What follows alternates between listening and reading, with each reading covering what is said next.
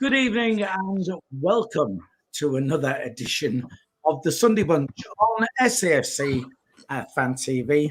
And with myself, wee Philly, tonight, we have Dino. Dino, have you had a good day? Yeah, it's been okay, yeah. You've been all right. Conrad Lee, our editor, and much more with us. Conrad, you had a good day today? Yeah, it's been all right. Have you been to church? No. And joining us, we in. have our special guest, the superb Jack Shields. Hi, Jack. Have you had a good day? Yeah, it's been all right. Nice and relaxing. Phil, yeah, nice and enjoyable. That's all right. Feet up on a Sunday. That's what we like. Right, just very quickly, we are live, which means you can join us via the live chat as well. If you'd like to be included in the show, we'll do our best to try and get to you. Already a shout out there for Colin Major, who is a member. Conrad Lee is trying out all the emojis you can do there as well. We've got a new member, Lauren Kenny. Thank you, Lauren, for joining up.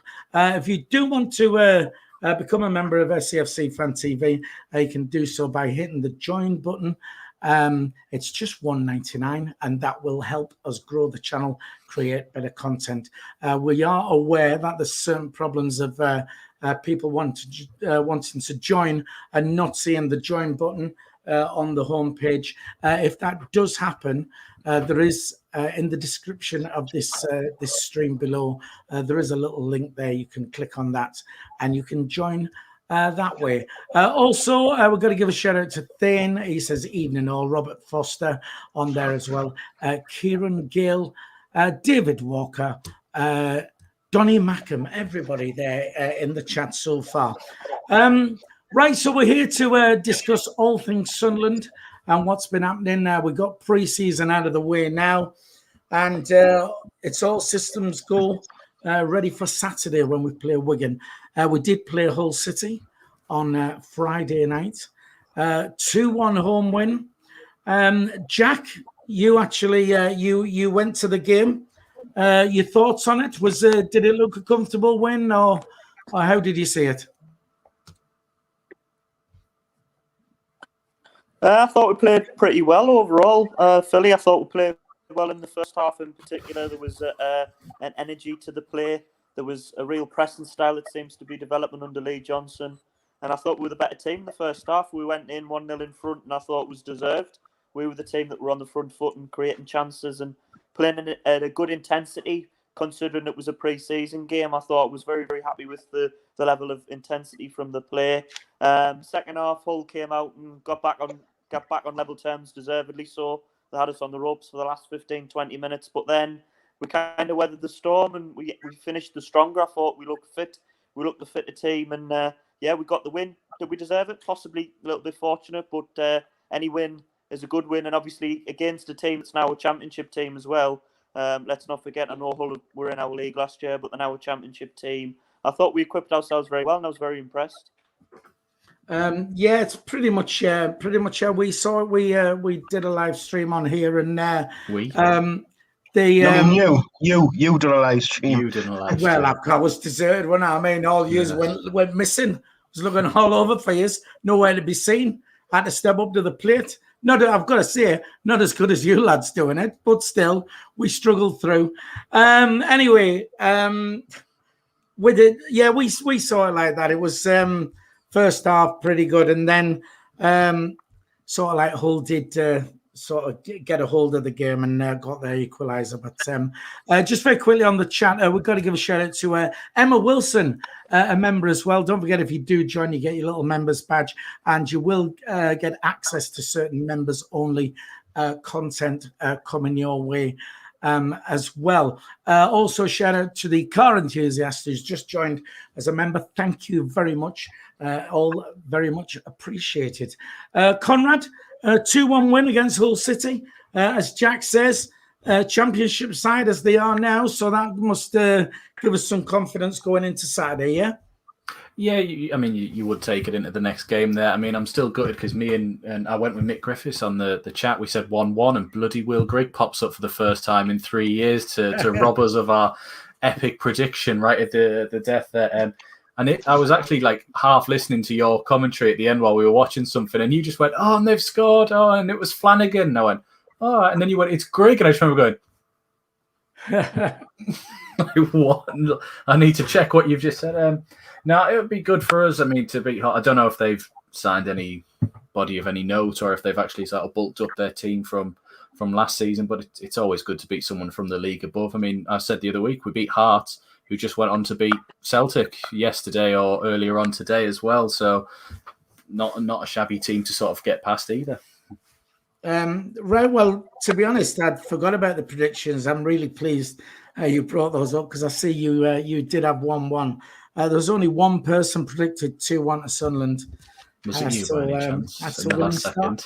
That's a winning start for me, actually. I'm going to have to go back and check these. Yeah, you can check it. I'm fed up with this. Honestly, I've got to, for once, I'm actually, I'm not actually cheating. I'm going to keep a running tally throughout the season this time. That's all right, but never mind. Oh, because it's on your notepad, it must be right. Yeah, well, there you go. If you're not going to take notes, I'm going to start, yeah.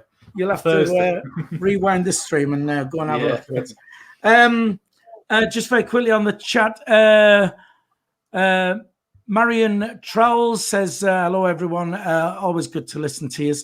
Ben Dawson, shout out to Ben Dawson. He's one of our members as well. And somebody put on here, Lauren said, see Wigan fans complaining about Wyke already.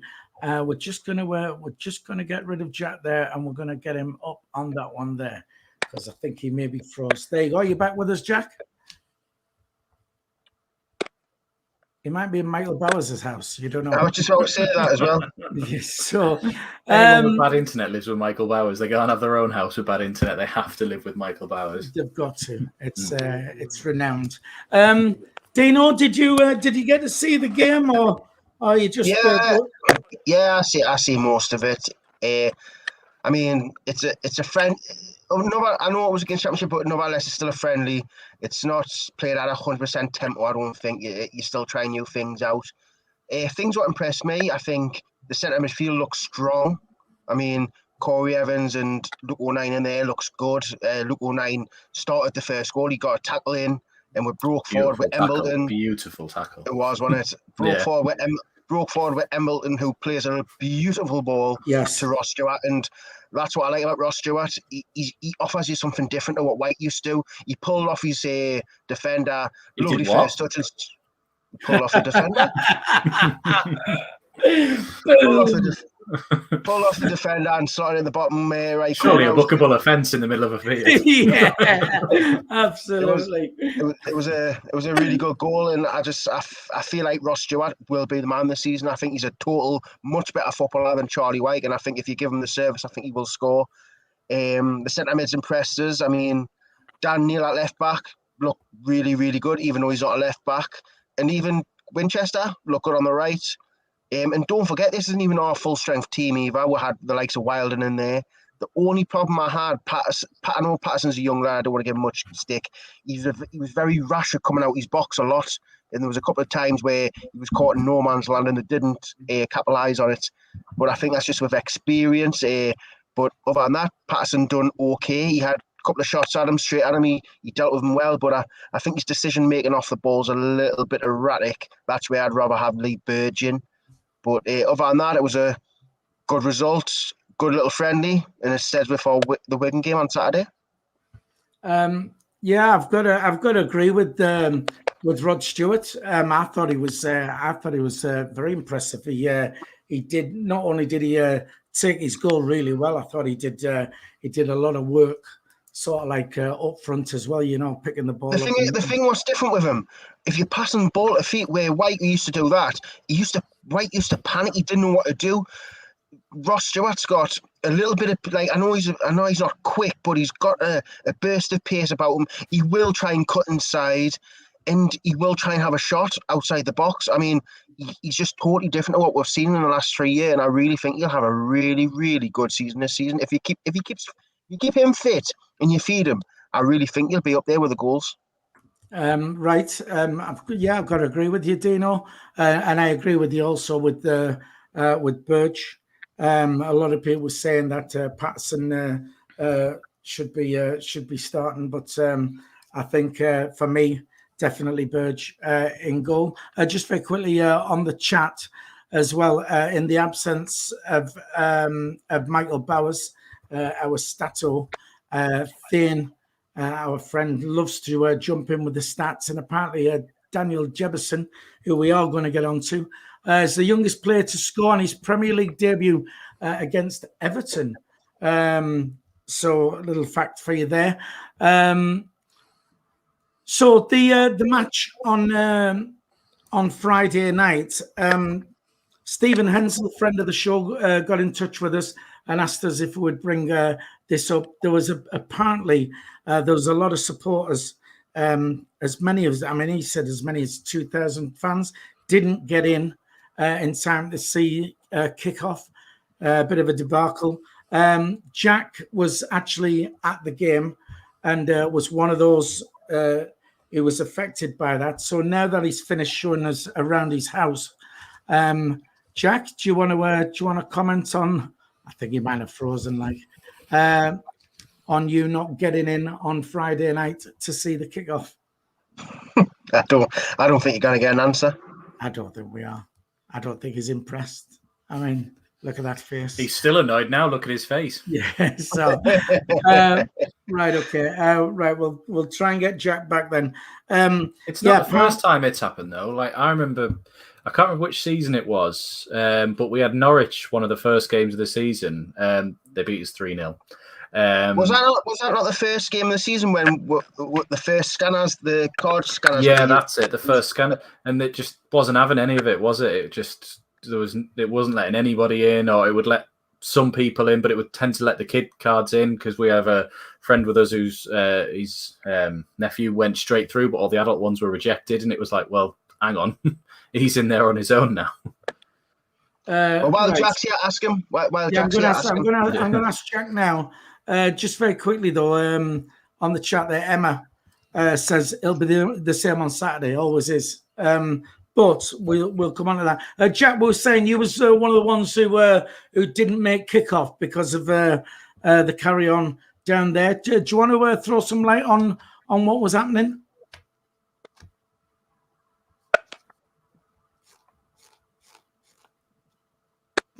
Oh, I don't think he's going to tell us. Well, maybe it was okay. Maybe he's just refusing to answer because it was right. Yeah, maybe it was just lies. Yeah, look, I know what you're saying. It's it's one of those things where the club just still seem to be like, penny pinching. It's like it's as though I can only surmise on this because go on, Jack. Yeah, 10 minutes. I thought Bowers' internet was bad. No, all right. Have you made your bed? Well, someone's actually said. Someone's actually said, "Where's the disco lights, Dino?" Lee Dunn on the chat said it was a joke. For me, and again, I can only surmise. Well, I was here doing the commentary on my own because the rest of the lads had let us down and were nowhere to be seen. So wasn't there to witness it myself.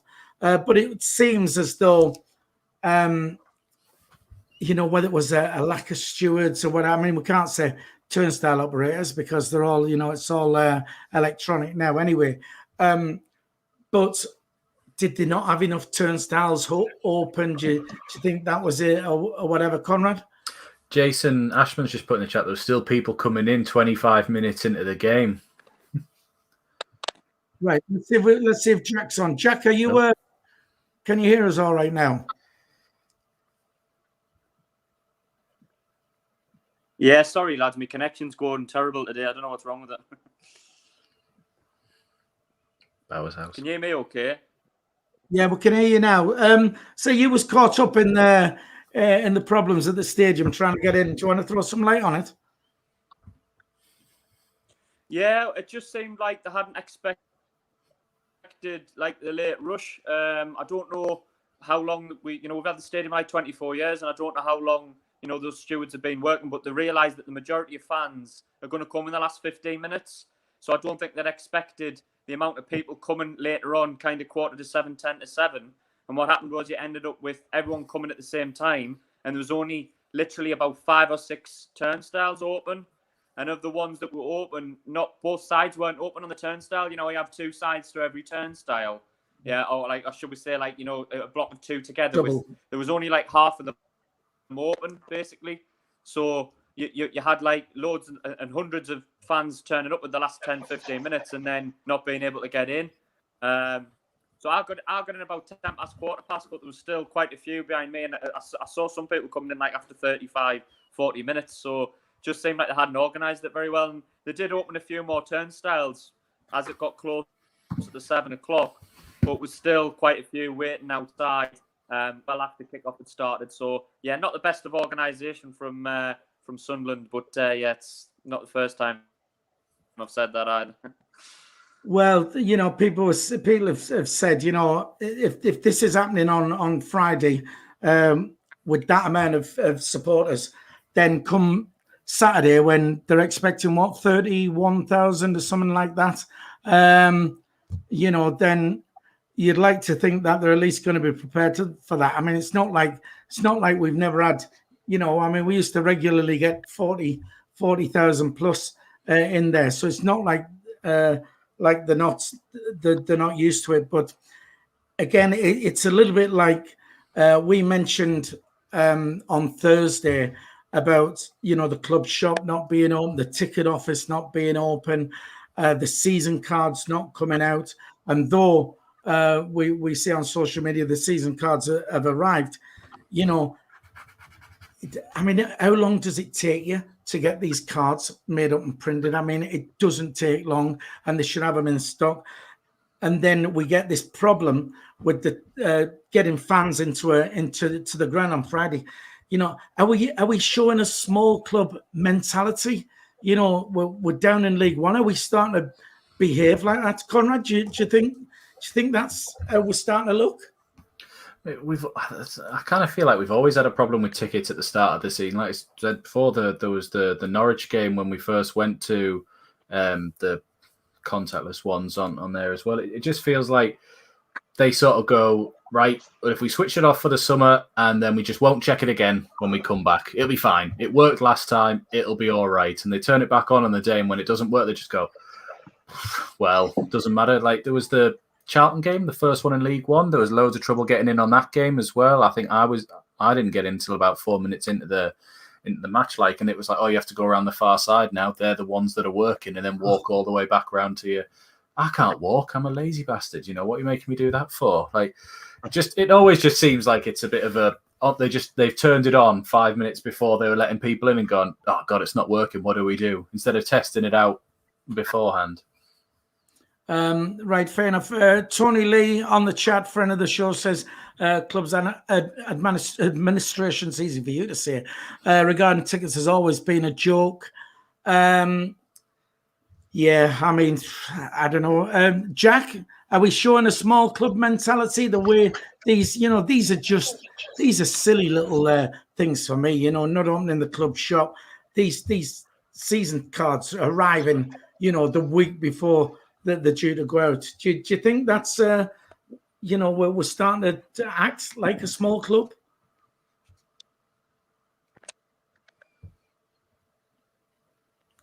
In 3, 2, 1. I was going to say that was countdown. He's just yeah. I love the real application as well. But I think nobody was come out and clear with it. Do you know what I mean? If someone had said, "This is what's happening. This is what this is the way they're going to be delivered," then fine. But it was like one person was saying one thing, and then you were hearing that, "Oh, you keep your season cards from last season," and then no, they'd be issued out, and it's just like you say, it is a small club mentality. I mean, the whole contactless thing system, I have my doubts over whether that's going to work next season either. The club have said that obviously they're not going to be accepting cash at the ground to try and increase and help get people to pay with contactless, and I have doubts whether that will. I think there's going to be problems with that as well. Hopefully not. I can't see too many people being happy when they're trying to pay for the pint at half time. They can't go through because there's a glitch with the contactless chip and pin thing. So yeah, I just think that there's been the lack of communication and a lack of any development. With these things over the past, not just the past few months. It's like that for a while, hasn't it? And it just seems no one's communicating and no one's getting. You're breaking up a bit there, Jack. I don't know if you want to go out and come back in and see if we can get that sorted. For me, with the season card thing, the way I see it is it's typical of the penny pinching that the club, as we've seen with the club in the past, and I think they've waited and waited to see how many season cards they're going to sell, so that they just order sort of just enough, and it looks like that to me, which is absolutely ridiculous, because these cards are blank, you keep them and you just use them. So, but again, I mean, I may be wrong, but that's how it looks like. What it looks like to me. Thane says, on the pitch things look promising, but off the pitch an absolute mess. Tony Lee says he doesn't agree. On the pitch we're a mess too. Dino, do you think we're getting a small club mentality with all these silly little things which shouldn't be occurring? I don't think it's a small club mentality. I just think they've just got people in the jobs who are comfortable, who don't really care. Like they haven't got the actual person to actually do the job properly. We've got people in jobs who don't know what they're doing. They've just got a job there because they just work there. It's like if something goes wrong, I feel like someone in the club's going, well, it's not my problem. Go and see someone else. Like that's what it seems. Oh, it's not my problem. It's someone else's problem. I mean, that's what it seems like. No one wants to take responsibility for it. I mean, has anyone even said, like, has the club come out and said, I'm really sorry for not getting in? It was our problem. We didn't compensate for how many turnstiles or how many people. No one's actually came out and apologized or give a reason why that happened. So it's more like people aren't taking responsibility for what they're actually doing at the club. Yeah, I've got. I mean, to be honest, that could lead us on to another point I want to bring up anyway. We're going to give a shout out to One Rovers Vlogs, Charlie, in the chat there, a good friend of the show. Check out One Rovers Vlogs, his YouTube channel. Go and subscribe to that. And I don't know if he's being rude, but he says up the Bowers, whatever that means. Right. Well, yeah, you said about even if the club came out and said, look, hold our hands up. It was down to us. We should have had more turnstiles on. We didn't, and that. I agree.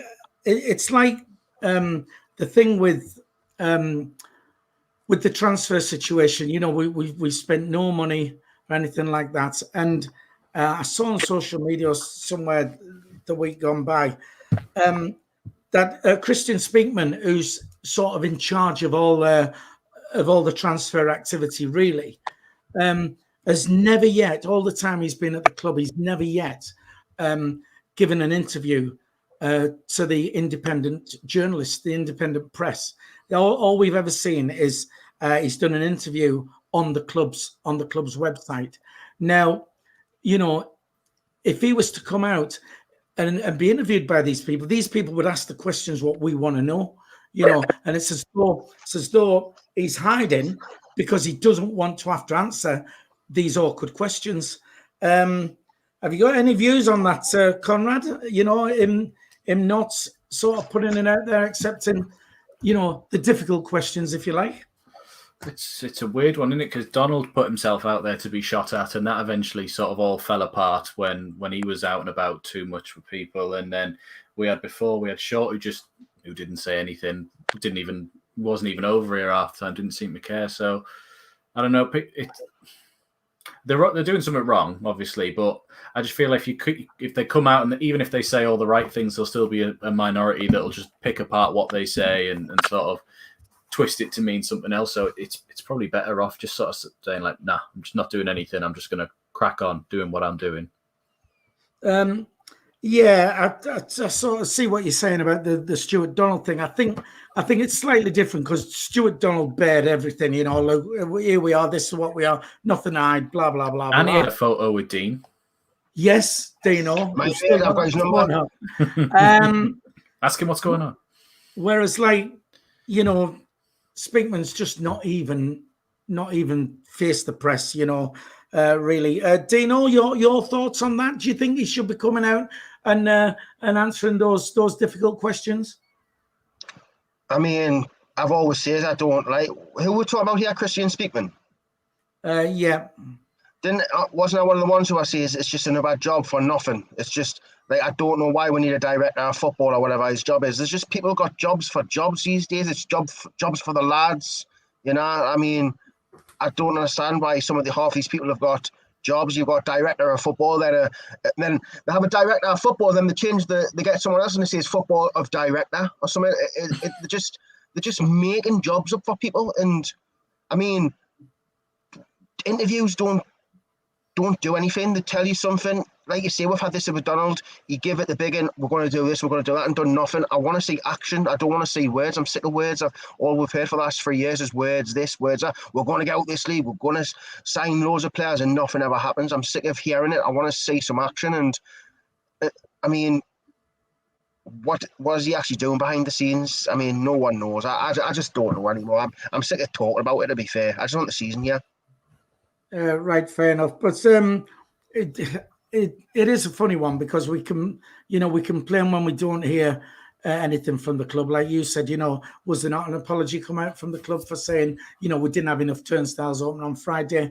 And then, of course, when they go down the route of Stuart Donald did, then we complain about that as well. Jack is back, hopefully, with a better connection.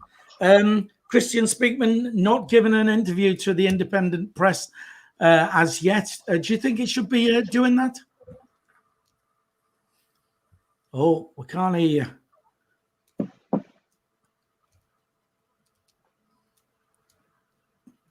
Sign language, anything like that? He's doing his impression of Speakman. Oh, well, has he not got any headphones or anything? I don't know. I don't live with Jack. He's in Michael. He's in Michael Bowers' house. Phone Bowers and ask him if he can borrow his. Yeah, I mean, I would like a bit of clarity on it because it's one of them. They can say, look, you know, we're working so hard behind the scenes. We haven't got time to waste doing this when we're being proactive and stuff like that. But it's good enough saying that though, Phil. We're working hard behind the scenes, but that could be a massive lie. You just say that to keep the fans on. I get appraisals. I get appraisals at work where I tell them all the stuff I'm doing, and it's very rarely. It's like it's never as much as I say it is. I know. I mean, for all we know, none of them are doing absolutely nothing. Yeah. Do you know what I mean? You just don't know what they're doing. They might be sitting in the director's office having a cup of tea, just chatting. I mean, just in case my work are listening, I do work. Well, I've just got to say, I hope Conrad's employers are not actually watching the stream. If they were working so hard, we would have had loads of signings in. We wouldn't be having these problems. So they're clearly not working hard enough. Yeah, right. Well, you know, you're right. Like, I mean, they could come out and say, you know, we're working hard to get this, that, and the other in place, and there's no way of proving whether that's right or that's wrong. I was back on. I lost it now. It was somewhere on the chat. Anyway, we'll go back to that. I noticed we're gonna. Terry a couple of weeks ago was asking about getting a connection in the ground because he was wanting to possibly do some live stuff inside the ground, and he was complaining about the Wi-Fi. Can you imagine him doing that and just running away from the stewards trying to hunt him down in the ground? But Wi-Fi now available in the ground this coming season. How Because good it's do you what think we that all will be? wanted. How will Can't that even be get any in good there. when you've got 30,000 people connected to one Wi-Fi? My Wi-Fi barely works when there's two. So imagine when 30,000 people on it. That's never going to work, man. Well, it was only when I've only sort of jotted it down now because it was when Jack said that they're going to go contactless in the stadium. When you're buying the kiosks for your beers and food and whatever, and that is obviously the reason why they've activated. So if the Wi-Fi goes off, can they sell nothing? Well, this is it. When the Wi-Fi foolproof, this is a foolproof system. When the Wi-Fi messes up, and this is basically what Jack was saying. If you've queued, for a good 10 minutes, 20 minutes, or whatever, waiting to get a pint, and you get there and your contactless doesn't work, there's going to be some unhappy fans down there. So, and to be honest, there's a lot of, I'll say the older generation, though it's not always the older generation, but there's the older generation just don't use contactless because they're not that familiar with it. It's just cash, and that's how it is. And some have that mentality of I'm not buying online. I'll have my card details nicked and all this. And, so it's going to be it is going to cause problems.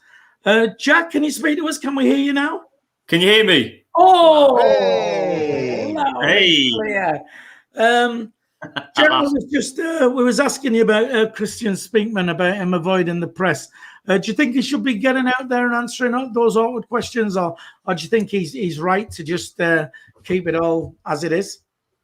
I think you touched on a good point earlier, to be honest, Phil, when you mentioned about Stuart Donald and how I thought over the top he was with his communications with fans. I certainly don't think we're going to want him to go down that route. But I do think when fans have legitimate concerns about certain aspects within the club, so like things like recruitment, transfer strategy, I do think that there should be some communication. Sorry, I just don't know what these are playing at, man, honestly. I'll knock you out there, Dino. All right, I'll don't let me come up there.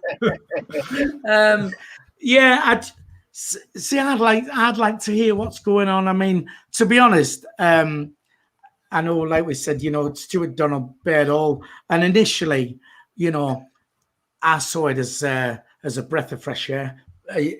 Coming across as look, we've got nothing right. We'll tell you how it is. You might not like what you hear, but at least we'll tell you. I'll hold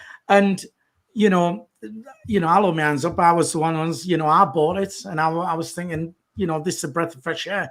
This, just turned out the way it did was just, not very good.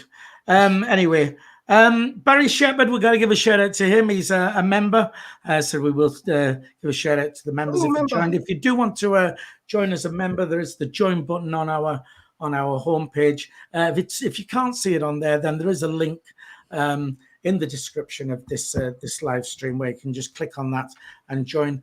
It'll help grow the channel. Super Chat's still available if you want to do a one-off thing with that as well. That would be appreciated. And we have 164 people watching the stream at the moment. 48 likes. We like to try and hit 100 on a Sunday. Just hit the thumbs up if you're watching on a mobile device. And the live chat is on. Just close that down. You'll see the thumbs up. Just hit it. It takes a second to do that. And also, don't forget, you can subscribe for free if you haven't already done so. That is the housekeeping done and out of the way.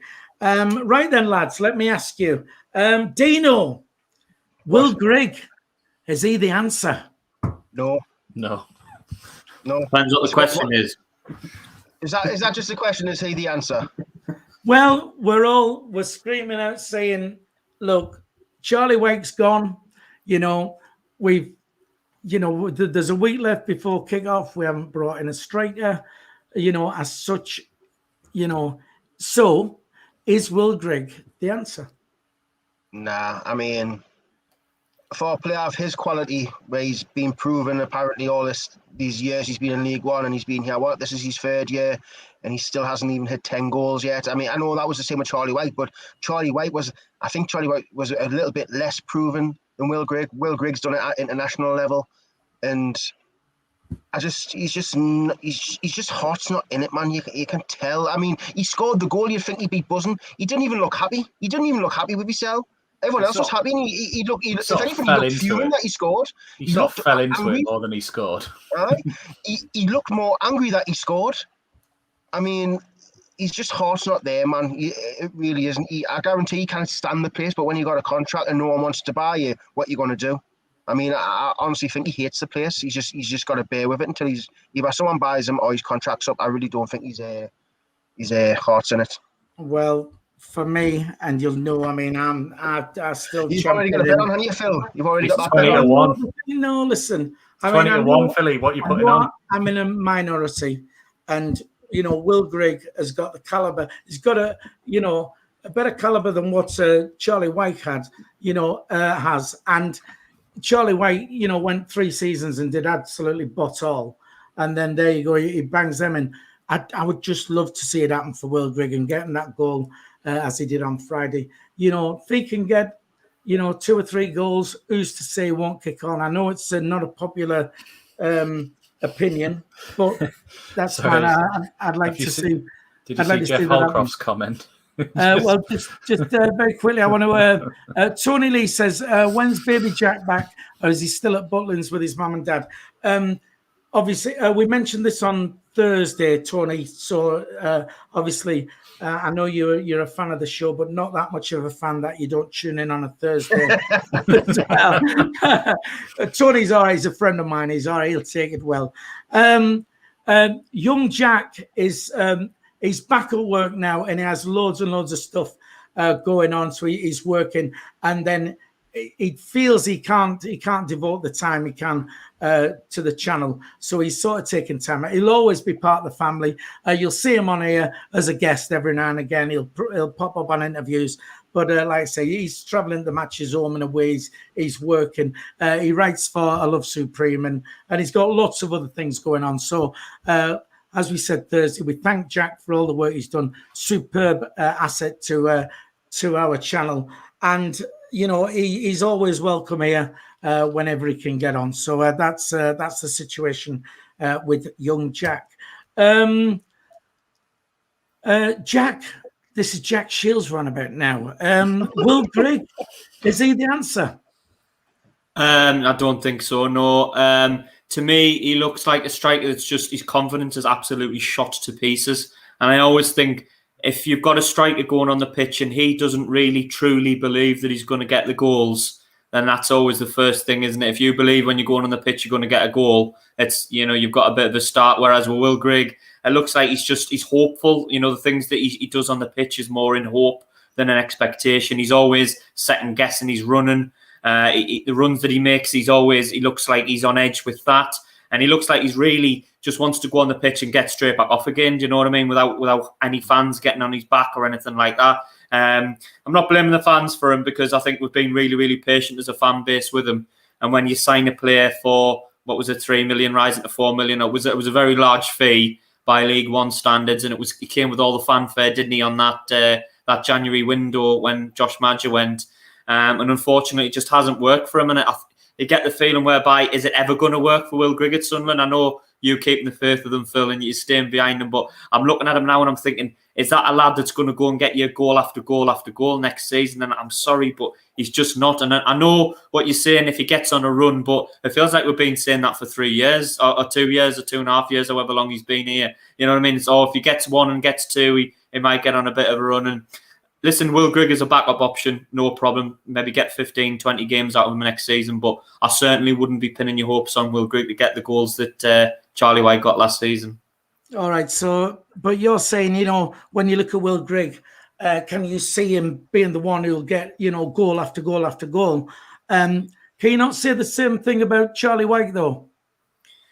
Possibly. I mean, yeah, I think Charlie White just had a real one-off season, though, Phil. I mean, you might be right. I know what you're saying. That could happen to Will Grigg next season, but I think at least with Charlie White, he was involved with games. I know his goal scoring record was very poor, but I always get the feeling with Charlie White before last year, even if he wasn't scoring, he was putting himself into the game. And I think with Will Grigg, sometimes you don't realise he's there. Do you know what I mean? You're struggling. You're thinking, is he even on the pitch?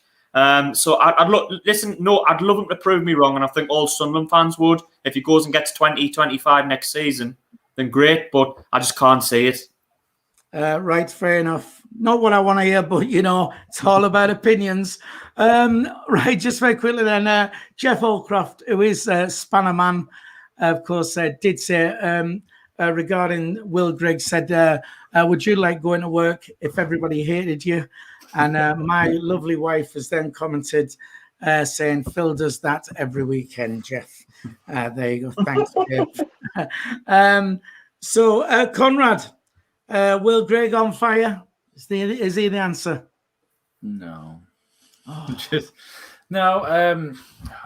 Even his. It's not like he sort of he did a good run or he got himself in a good position or anything. He fell over and sort of headed the ball in at the back post. Like it was only a couple of months ago where he had a tap in on the line against MK Dons and he refused to make the effort to reach for it. It wasn't a case of he didn't have the ability to do it. It's most the problem with him for the 2.5 years, 3 years he's been it is his attitude more than his ability.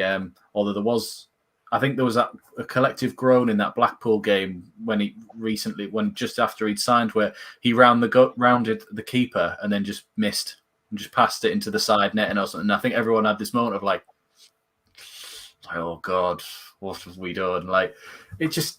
I don't know. For me, it's always been his attitude that he just doesn't seem bothered. He just seems like, well, it doesn't matter. But I've been paid. I think if they start banging him in, then his attitude. He could start loving the place. I know what you're saying. It's like, but if things are not going for you, and as a striker, your number one job is to put the ball in the net. And if you're not doing that, then you're not going to be enjoying going to work. So hopefully things like that will change. Just very quickly, with our members there, we said if you join as a member, you get your members badge. You get access to emojis as well, which Conrad loves to play about with. I see Lauren Kenny has discovered that as well. Part of these emojis are for if we're doing a live stream and we score a goal, you can set up goal and things like that. So that's available also. On the chat, Jimmy says, I think it's Grigg's season, this one. Right? Hope so, Jimmy. John Forbes on the chat he said on Terry's stream that when Grigg came on, he'll surprise us. And by God, he did that, apparently. I mean, if you say it in every game, he might score eventually. Well, I just... I'm going to say that every game this season, I'm just going to go, might do something. And if he scores, I'll just be like, nailed it, lads. Told you. Yeah, well, if he doesn't score, no one says out. You said he was going to score, and he didn't. Like no one questioned it. You only mention it when it goes right for you. If it goes wrong, you never seem to mention it. Right, but okay. But I mean, everybody, and you'll know this, Dino, because you're a big fan of Lee Burge, and when he has a howler, everybody's out there on social media saying he's rubbish, get rid of him, he's no good.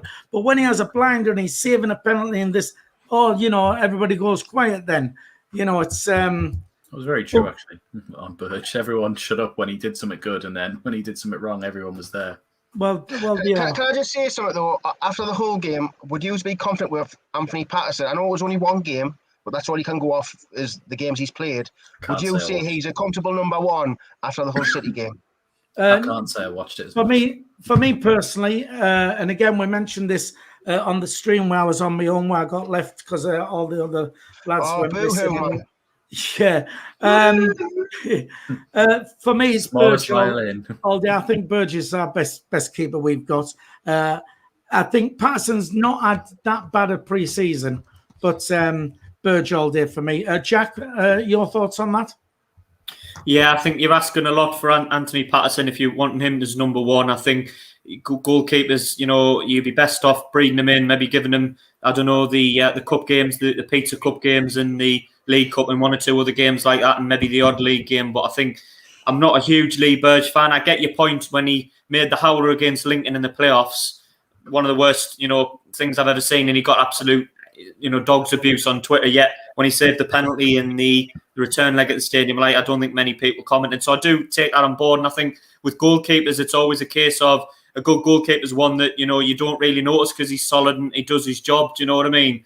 And I'm not a huge Lee Burge fan, but I think you're asking a lot of Anthony Patterson to throw him in as number one. So I think out of the two, yeah, I'd agree with Lee Burge. But I mean, could we perhaps even look at getting another one? Could we maybe be in the market for another one somewhere? I don't know. Well, I mean, this is interesting because, we've signed Jacob Carney from Man United. Now, where was he on Friday? I mean, they had Richardson on the bench, didn't they? I think it was. So what's happened to Jacob Carney? Young goalkeeper coming in there. So again, strange one. CONRAD, Lee Burge, Patterson. Who would you go with? Burge, just because. Well, he was League One's number one goalie last season. He's all right. The thing is, everyone at this level, they've got a mistake in them. Not everyone is an absolute Premier League worldie at this level on here. I think if you go through the team that we've got, even players that have been in multiple seasons, other players have been in one, you'll probably find a mistake or two in each of them that have led to a goal or led to something that then eventually cost us a bit of points. It's going to, but with Burge, there's, like you say, if a keeper makes a mistake, there's no one behind him, like to sort of make it up for it. But if someone loses the ball in the midfield, you've got another two rows to sort of get past. So he's all right. He's not a worldie again, but I mean, he saved 2 penalties against Doncaster at home. He saved one against Lincoln later on to try and keep us in the game as well. Yes, he got charged down for that one where he sort of hoofed it back, but he's not perfect, but he's all right. Right, Tino, you're one in there. Yeah, but lads, who was Blackpool's keeper again? Pym, was it Pym? Peterborough, he was. Well, the people who were, I think it was Blackpool when they were in the playoffs. I think I remember this correctly. He made an absolute howler, and everyone goes on like Pym or whoever it was is the best goalkeeper in the league. He's much better than Burge, but I've seen him make mistakes. Like people just go on like it's only Burge who makes mistakes. No other keeper in the league makes mistakes. I guarantee that's not true. It's because we watch Burge week in, week out, and we see the mistakes, but we don't see the other mistakes other keepers are doing in the other games. And I've seen a couple of howlers by keepers who are supposed to be like the best keepers in the league make howlers. It's one of them things. Keepers make howlers. David De Gea makes howlers. Neuer makes howlers. It's what keepers do. Keepers can't be 100% perfect all the time. Yeah, the last line of defence. Look at Karius, play Champions League final, makes 2 massive mistakes. Do you know what I mean? Blackpool goalies on here says Maxwell, Moore, or Grimshaw. Any of them ring a bell? Was it any one of them? Maxwell rings a bell. Maxwell, there you go then. Right, on the chat then, very quickly, Michael Bowers, whoever he is. Michael Bowers, why are you not with us? Is he a member? He's not. Completely agree with Phil on Burge. I think it's a case of, I mean, I don't think he's as bad as people make out, but he's the best of what we've got. Alan Walton on the chat says, up by Grigg, top scorer, get the pocket money on Phil. I would like to see what the odds are for that. Grigg for top scorer was 20-1. Terry sent it to us the other day. Yeah, so he wants me to put 100 quid on it. I'd want 200 to 1. I'd want 200 to 1 before I put my money on, to be fair. Yeah, lads, I've got a question actually. I've seen a couple of tweets on Twitter. I'm not going to name them because I feel like it's a bit unfair, but some of you might have seen it. Some people are saying that we're going to just scrape not going down. Well, that's just. I think with Sunderland fans though, you get that, don't you, Dino? We're either going to win the league or we're going to finish bottom. Do you know what I mean? We're that passionate as a fan base. It's one extreme or the other. I think in actual fact, I think we're probably going to be roughly nearabouts where we were last season. But I think we do need some signings. But I think that's Sunderland fans in a nutshell, Dean. It's like either going to win the league or bottom of the league. There's no kind of middle ground with it. Yeah, that's very well said, that, Jack. I think because I mean I'm that end where we're going to win the league up by Easter and all that, and I'm that far at that end of the scale, and so I get exactly what you're saying. And for others, it's I mean, Dino, you're Mr. Doom and Gloom of the channel anyway, so I mean, I'm surprised it was probably you tweeting it, and you just but I won't mention who it was because it was me. I would never say we're going the team hasn't changed a lot. Yeah, we've got rid of some players, but we haven't got rid of massive key players. I mean, Key left a while ago. He was on loan from Swansea. Oh, shut up. But like the team, the squad isn't bad. Like when we're due against York, people were losing their minds. But the York game was like there was a lot of kids playing in it. We haven't really seen a full strength team yet because people have been suffering from COVID. There's people apparently there was a lot of players suffering from another thing in the training ground or something. Wasn't it? Something like that. That's why you didn't see the likes of Burge on the bench and that. It was apparently there was a stomach bug going around or something like that because it was mentioned at the start of the stream. But like we haven't actually seen the team play together, the strongest team yet. And I thought the Zambia game for Tottenham. Did that happen at Tottenham? Did it one year? Yeah. Yeah. Arsene Wenger in the kitchen. Yeah. They won't have Champions League with this meal, I tell you that. Right, Tony Lee says sensible words, Dino. Always try my best. Well, I don't know, you must be listening to another stream. But anyway, you got a fan down there. Right then, it's coming out that we're linked with Sheffield United. Daniel Jefferson, a forward. I'll be honest, I don't know a lot about him, though I'm hearing people are making very good noises about him. Jack, do you know much about him? Daniel Jefferson? I don't know much about him, to be honest, at all, but I do think we are short up front. I think that, like you say, we've already kind of done the Will Grigg thing to death, haven't we? But I think if Ross Stewart gets injured, we're going to be struggling. Do you know what I mean? I think there's a big hole there. So I do think we need somebody. It'd be nice to have someone that's a bit different to our other strikers. You know, like you've got Ross Stewart running in behind, a bit more of an aerial threat. It'd be nice to have somebody that's a bit athletic. Do you know what I mean? That can kind of run in behind someone quick. That would be nice. So I do think we're short, but I don't know that much about that lad, so I can't really comment on him, to be honest. Right. Speaking of someone athletic, Dino, your thoughts on it? You better believe I'm athletic. I mean, I know he scored on his debut for Sheffield, I think, last season. I think he's the youngest scorer for Sheffield United, I believe. I think he's got a bit of pace about him. He's just a raw kid. And I mean, we've got a raw kid in Benji, but I still think Benji's miles away from where he needs to be. If he was that good, he would be near the first team. But I mean, you've just got to take a punt on it. You've got to hope that this young kid's going to be hungry. He's going to want to prove himself. I mean, the last time a kid came through and wanted to prove himself was Josh Madger, wasn't it? So, I mean, Keziah Sterling. Sterling didn't really get a fair shout, did he? But I do think get him in, give him a chance. I mean, he's coming from an ex-Premier League team because he did play a game in the Prem. So, like, coming down to League One, he should be able to hack that level, you would think, because he's coming down 2 levels or maybe 1 level. He should be able to hack it. Let's just hope he's not another Jerome Sinclair. Oh, I like Sinclair. That's harsh. He's shite, man, away. Bradley Young on the chat said Daniel Jefferson. Keisha knows a lot about him, of course. Keisha Cameron Jude, big Sheffield. I realise she hasn't been here for the last 2 streams. I wonder why. Oh well, maybe she's not our friend. I don't know. Oh. But Keisha, if she was in, I'm sure she would fill us in on him because coming from Sheffield United, she is, like I said, she is a Sheffield United fan. Conrad, Daniel Jefferson, do you know much about him, or have you heard the hype going about? Never seen him apart from that video of him scoring 1 goal against Everton, but it was the same thing that happened last season when I'd never heard of Jake Vokins and someone showed me a goal he scored for Southampton and he never got a game for us. So, well, he did, he got a couple, but I don't know, so there's no point asking. Never heard of him until this week. Yeah. I mean, I suppose, there is that thing of where we did touch on it earlier, but, Ross Stewart on Friday, I thought was very promising.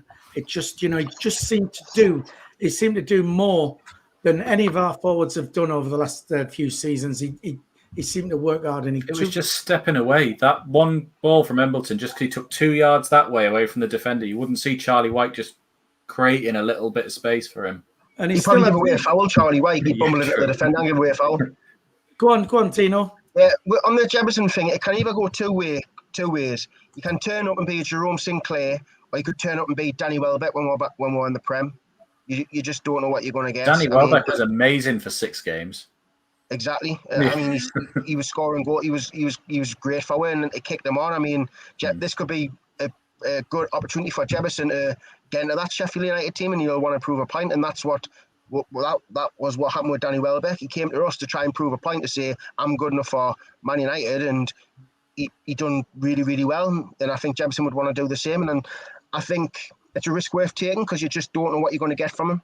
And he might just be that signing we need. You never know.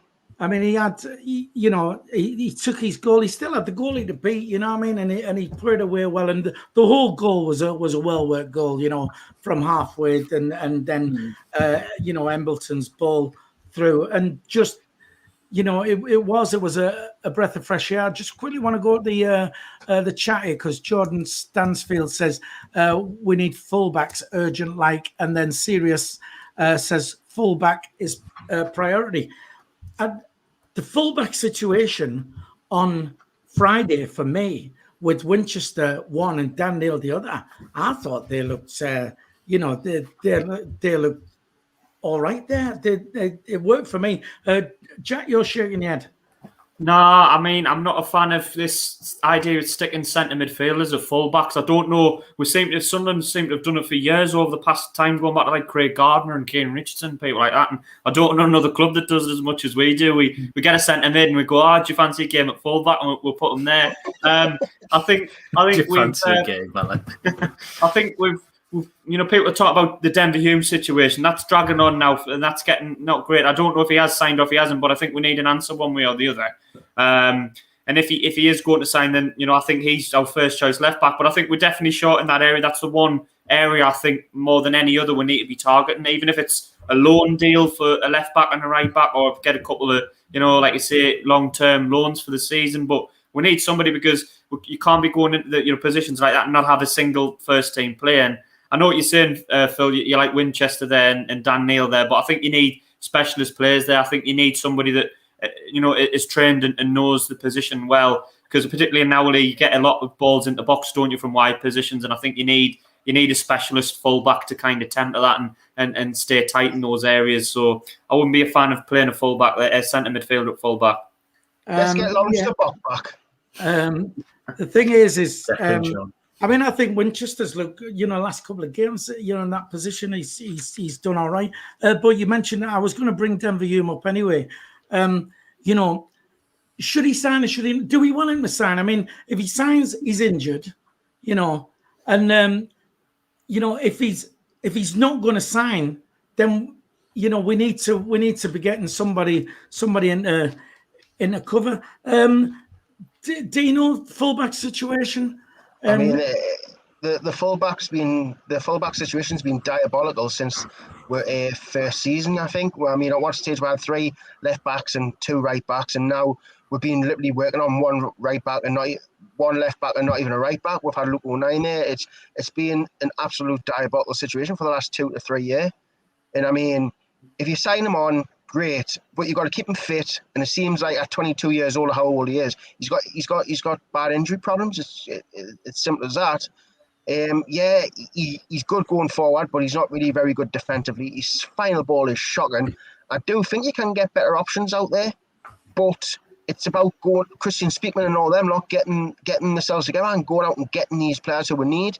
I mean, Tony Gallagher, that deal apparently fell through because we've got another target who came available. But who's this target? Why aren't you telling me? Why isn't it over the line? I mean, it shouldn't take this long to get these signings in. It's either we're penny pinching like mad to get the lowest deal possible, which is understandable, but we're getting desperate now. And this is what clubs like when clubs are desperate for players, they say, right, we want you to pay this much, we want you to pay more because you're that desperate. We should have done with business so much earlier. We knew the right back and left back situation at the start of the season. Start of the summer. So why is it still not being addressed? Baffling. Right, fair enough. Conrad, we'll go to you quickly because we're running out of time. There's loads of stuff we're not going to get through. But Conrad, fullback situation? I was just going to say before, it's all well and good we play Winchester there and Dan Neil there, but all it takes is one injury to one of them or someone in the midfield, and we're going to have to move them out of that position, and then we've got no one. again to play over there. And I don't want to throw Luke O'Nien back in at right back again. Finally, I think we're going to have a good chance with him at centre mid. So even if we just need others for cover at this point, like if we can get Hume, then all right. We've got Hume at left back, and Dan Neil can cover for him and also keep going with him in the midfield. And Oliver Younger can play at right back because he did earlier on. I know he's not a natural right back. I think he's meant to be more of a centre back, but it's just this. It's like what Jack said, just playing midfielders at fullback just for the sake of it. It feels like half the time, instead of actually just going, we actually need someone who plays in this position, instead of going like, right, well, we'll get someone on the cheap, instead of trying to actually go, nah, we need to put some money into this position here to make sure we've got the right one. Right. AJJ says, is it Josh Doig, is it? Hibs, he's a left back, and apparently Bradley Young says he's leaving Hibs apparently. So I have seen his name's been bandied about. So, there could be some movement on that. But I agree. I think the fullback situation at the moment is more urgent than the strikers. After watching Ross Stewart on Friday, I'd be quite comfortable with him, though. Like I say, what we don't need is an injury. Right, look, we are right at a time, really. So just before we do go, we've still got 182 people on the stream, 77 likes. If you can just hit the thumbs up, try and get us over 100 if you could, which we like to do on a Sunday. Also, if you would be kind enough to vote for SAFC Fan TV in the Football Content Awards, if you click on our community tab, there's details of how you can do that in there. That would be much appreciated. And a couple of other things. We played Newcastle Fans TV at five-a-side all before the coronavirus thing happened again, and they've been back in touch. So watch out for that because that's going to be happening very soon. And on a similar theme, the Mackhams versus the Geordies it's the Bradley Lowry Foundation. I was asked quite a few months ago if I were going to do the bits in between, entertaining the crowd and do the commentary and stuff like that. So I want to give a shout out for that. It's on Saturday the 14th of August. So Sunderland are actually away. So if you're looking for something to do there, Heart and Welfare Ground in South Shields between 12 and 6 p.m. It's all for a great cause, of course, supporting the Bradley Lowry Foundation. So check that out as well. Thanks for joining us. We will be back on, what day are we on now? Sunday. So we'll be back. We're definitely back Thursday. We may be doing a little bit before that, possibly a prediction of where everyone's going to finish in the league. If you've joined as a member, there's a little bit of members-only content coming your way. We're going to do some behind-the-scenes footage of the studio setup and stuff like that as well. So thanks for joining us. I don't know where Dino's gone. Whether he's going to make his bed or whatever it is. But from myself, wee Philly, from Dino making his bed, from Jack, thanks for joining us. Sorry about me technical issues, lads. Apologies on that one. Listen, we got there in the end, and superb guest as you always are, Jack. CONRAD, missing Storm. People were asking where Storm was. Where is Storm? He's come in a few times, but we set up the bassinet this week, ready for the little one. We've got 4 weeks to go, and he's made it his new bed. So he just sits in there all day now. So it's hard to get him out of it. So probably just good practice for when we actually have the little one in there. Doesn't want to get out of it. All right, there you go then. And we'll say bye on behalf of Dino. Obviously, like we said, here he is. Sorry, Dino, someone's at the door. Sorry. Someone's knocking at the door. Do you just want to say bye to everybody? Yeah, goodbye. Goodbye. Quick mention, last mention, because I've seen it quickly. Last mention to Jordan Stansfield, who's joined as a new member. So you have the last word, Jordan. Thank you very much. And we will see you all on Thursday for Thursday Night Live. Thanks very much. See you. Bye-bye. Cheers.